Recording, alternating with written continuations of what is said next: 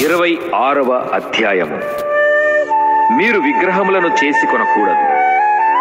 చెక్కిన ప్రతిమను గాని బొమ్మను గాని నిలువ పెట్టకూడదు.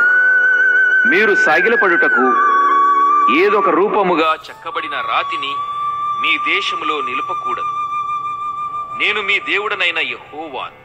నేను నియమించిన విశ్రాంతి దినములను మీరు ఆచరింపవలెను. నా పరిశుద్ధ మందిరమును సన్మానింపవలెను. నేను యెహోవాను.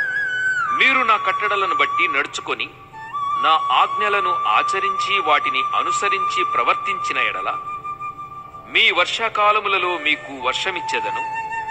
మీ భూమి పంటలనిచ్చును. మీ పొలముల చెట్లు ఫలించును.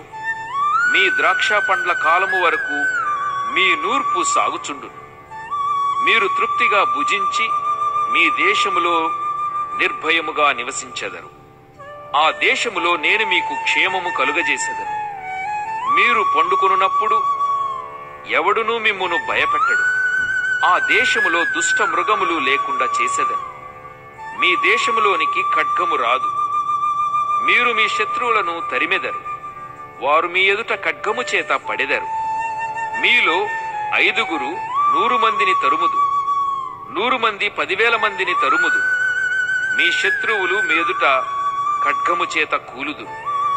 ఏలయనగా నేను మిమ్మును కటాక్షించి మీకు సంతానమిచ్చి మిమ్మును విస్తరింపచేసి మీతో నేను చేసిన నిబంధనను స్థాపించెదను. మీరు చాలా కాలము నిలువైయున్న పాతగిలిన ధాన్యమును తినెదరు. క్రొత్తది వచ్చినను పాతది మిగిలియుండును. నా మందిరమును మీ మధ్య ఉంచెదను. మీ యందు నా మనస్సు అసహ్యపడదు. నేను మీ మధ్య నడిచెదను. మీకు దేవుడనై ఉందును. మీరు నాకు ప్రజలై ఉందురు. మీరు ఐగుప్తీయులకు దాసులు కాకుండా వారి దేశములో నుండి మిమ్మును రప్పించితిని. నేను మీ దేవుడనైన యెహోవాను. నేను మీ కాడి పలుపులను తెంపి మిమ్మును నిలువుగా నడవ చేస్తిని. మీరు నా మాట వినక నా ఆజ్ఞలన్నిటినీ అనుసరింపక నా కట్టడలను నిరాకరించిన ఎడలను, నా ఆజ్ఞలన్నిటినీ అనుసరింపక నా నిబంధనను మీరునట్లు మీరు నా తీర్పుల విషయమై అసహ్యించుకొనిన ఎడలను, నేను మీకు చేయునదేమనగా మీ కన్నులను క్షీణింపచేయునట్టియు ప్రాణమును ఆయాసపరుచునట్టియు తాపజ్వరమును క్షయ రోగమును మీ మీదికి రప్పించెదను. మీరు విత్తిన విత్తనములు మీకు వ్యర్థములగును. మీ శత్రువులు వాటి పంటను తినెదరు. నేను మీకు పగవాడనవుదును. మీ శత్రువుల ఎదుట మీరు చంపబడెదరు. మీ విరోధులు మిమ్మును ఏలెదరు. మిమ్మును ఎవరునూ తరమకపోయినను మీరు పారిపోయెదరు. ఇవన్నీయు సంభవించినను మీరింకా నా మాటలు వినిన ఎడల నేను మీ పాపములను బట్టి మరి 7 మిమ్మును దండించెదను. మీ బలగర్వమును భంగపరచి ఆకాశము ఇనుము వలెను భూమి ఇత్తడి వలెను ఉండజేసెదను. మీ బలము ఉడిగిపోవును. మీ భూమి ఫలింపకుండును. మీ దేశ వృక్షములు ఫలమీయకుండును. మీరు నా మాట విననొల్లక నాకు విరోధముగా నడిచిన ఎడల నేను మీ పాపములను బట్టి మరి 7 మిమ్మును బాధించెదను. మీ మధ్యకు అడవి మృగములను రప్పించెదను. అవి మిమ్మును సంతాన రహితులాగా చేసి మీ పశువులను హరించి మిమ్మును కొద్దిమందిగా చేయును. మీ మార్గములు పాడైపోవును. శిక్షల మూలముగా మీరు నా ఎదుట గనపడక నాకు విరోధముగా నడిచిన ఎడల నేను కూడా మీకు విరోధముగా నడిచెదను. మీ పాపములను బట్టి ఇక 7 మిమ్మును దండించెదను. మీ మీదికి ఖడ్గమును రప్పించెదను. అది నా నిబంధన విషయమై ప్రతిదండన చేయును. మీరు మీ పట్టణములలో కూడియుండగా మీ మధ్యకు తెగులును రప్పించెదను. మీరు శత్రువుల చేతికి అప్పగింపబడెదరు. నేను మీ ఆహారమును అనగా మీ ప్రాణాధారమును తీసివేసిన తరువాత 10 మంది స్త్రీలు ఒక్క పొయ్యిలోనే మీకు ఆహారము వండి తూనిక చొప్పున మీ ఆహారమును మీకు మరలా ఇచ్చెదరు. మీరు తినెదరు గాని తృప్తి పొందరు. నేను ఇలాగు చేసిన తరువాత మీరు నా మాట వినక నాకు విరోధముగా నడిచిన ఎడల నేను కోపపడి మీకు విరోధముగా నడిచెదను. నేనే మీ పాపములను బట్టి 7 మిమ్మును దండించెదను. మీరు మీ కుమారుల మాంసమును తినెదరు. మీ కుమార్తెల మాంసమును తినిదరు.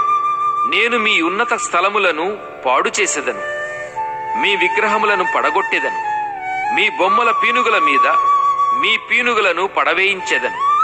నా మనస్సు మీ యందు అసహ్యపడును. నేను మీ పట్టణములను పాడు చేసేదను, మీ పరిశుద్ధ స్థలములను పాడు చేసేదను. మీ సువాసన గల వాటి సువాసనను ఆఘ్రాణింపను. నేనే మీ దేశమును పాడు చేసిన తరువాత దానిలో కాపురముండు మీ శత్రువులు దాని చూచి ఆశ్చర్యపడెదరు.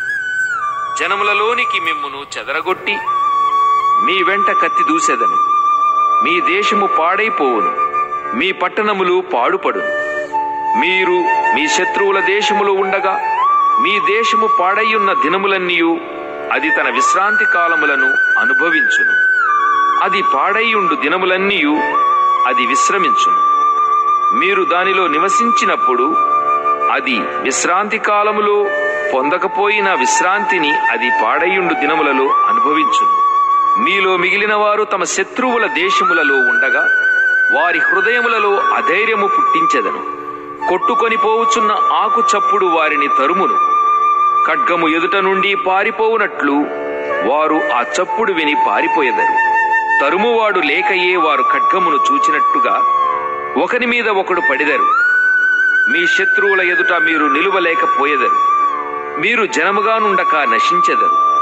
మీ శత్రువుల దేశము మిమ్మును తినివేయును. మీలో మిగిలిన వారు మీ శత్రువుల దేశములలో తమ దోషములను బట్టి క్షీణించిపోయెదరు. మరియు వారు తమ మీదికి వచ్చిన తమ తండ్రుల దోషములను బట్టి క్షీణించిపోయెదరు.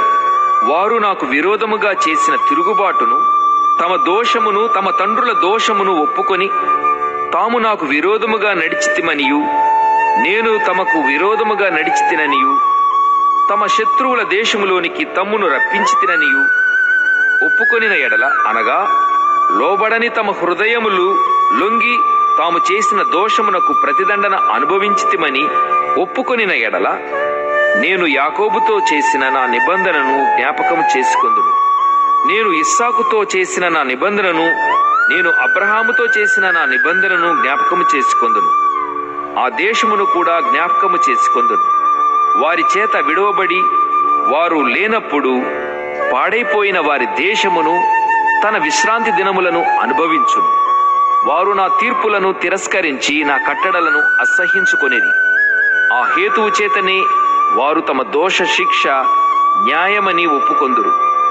అయితే వారు తమ శత్రువుల దేశములో ఉన్నప్పుడు వారిని నిరాకరింపను.